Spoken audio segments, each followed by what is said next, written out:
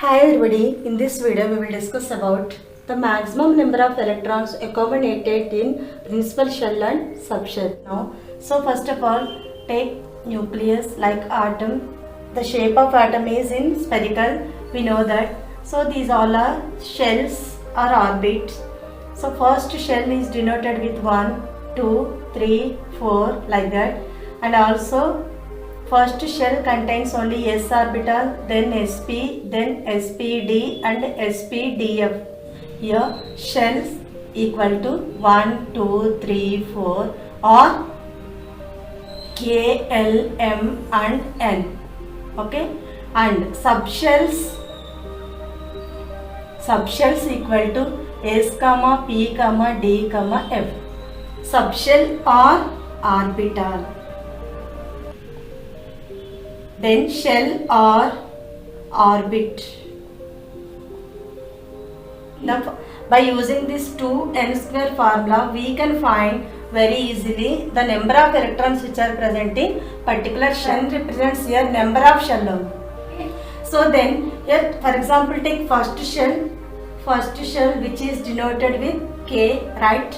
Then n equal to 1 only, so then 2 into 1 square, which is, so first shell contains only 2 electrons because only one orbital, which is s orbital, present in the first shell. Okay, now second shell which is denoted with L, then 2 into n represents 2 here, so 2 square, 2 2s are 4, 4 2s are 8 electrons present in this second shell. Now come to third shell. Third shell is denoted with M, right? So 2 into n represents here, that is 3, third shell. So 3 square, 3 3s are 9, 9 2s are 18 electrons present in this third shell. Fourth shell denoted with n, then 2 into 4 square, which is 16 2s are 32 electrons. Like this way we can remember very easily how many number of electrons present in the particular shell only. Okay. Now let us see how many number of electrons present in subshell is nothing but s, p, d, f for subshells of particular atoms. And also we know that there are 4 quantum numbers are there. First quantum number is principal quantum number, second quantum number is azimuthal quantum number or angular momentum quantum number, third quantum number is magnetic quantum number, fourth quantum number is spin quantum number. Based on this principal quantum number and azimuthal quantum number, we can find how many number of electrons which are present in subshells. Let us see.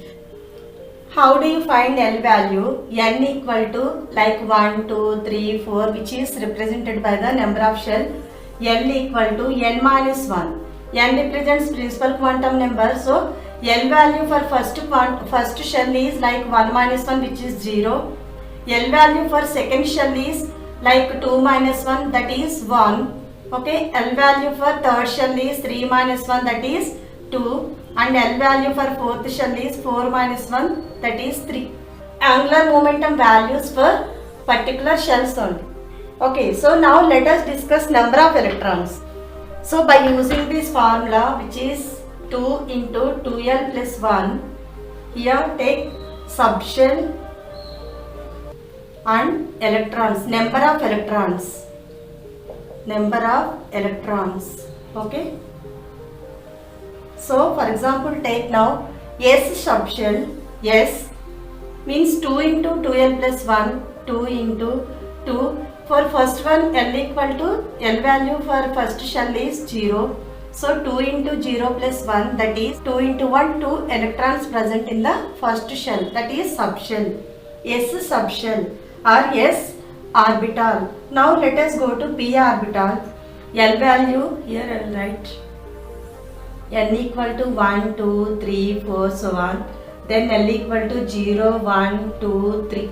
So L value for P orbital, which is present in the second shell, that is 1. Then 1 plus 1. 2 into 2 plus 1, 3. That is 6 electrons present in the p subshell. Let us see d orbital. So then d value for d orbital present in the third shell. So third shell L value is 2. So then 2 into 2 of 2 into L value for third orbit is 2. So then plus 1, which is 2 into 2 2s are 4 plus 1 5, which is 10 electrons. Next, F orbital, 2 into F orbital present in the fourth orbit. For fourth orbit L value is 3. So 2 into 3 plus 1, that is 2 3s are 6 plus 1 7. 2 7s are 14 electrons present in the F orbital. By using this formula, we can remember very easily how many number of electrons which are present in s, p, d, f orbital separately.